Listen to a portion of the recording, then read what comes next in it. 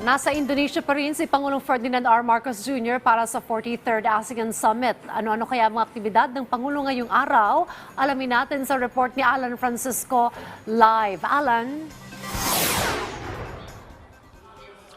Dayan, nagsama-sama kagabi sa gala dinner ang mga ASEAN leader at ang kanilang mga partner countries na inorganisa nga ni 2023 ASEAN Chair at Indonesian President Joko Widodo.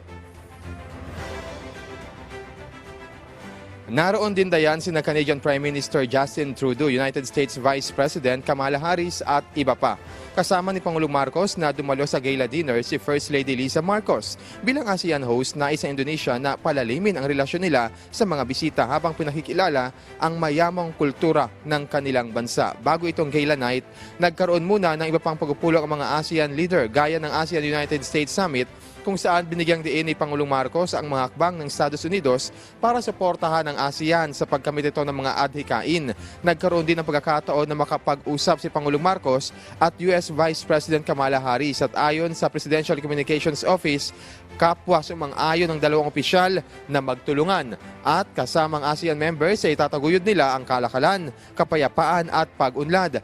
Nagkausap din si President Marcos at Chinese Premier Li Qiang sa ASEAN-China Summit. Ayon sa PCO, dito ay sinabi ni Pangulong Marcos sa Chinese official na ipagpapatuloy ng Pilipinas ang pag-usulong ng pakikipagtulungan sa kanilang bansa. Una nang sinabi ng Pangulo, natutuwa siya sa latest developments sa negosasyon para sa Code of Conduct sa South China Sea. Kasabay nito, ang paninindigan ng Pilipinas sa karapatan nito alinsunod sa international law.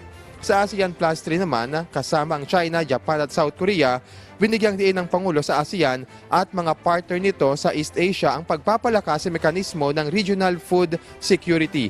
Sa ASEAN-Canada Summit naman dayan ay kinilala ng punong ehekutibo ang ambag ng Canada sa pagkatuyod ng maritime security at safety sa rehiyon.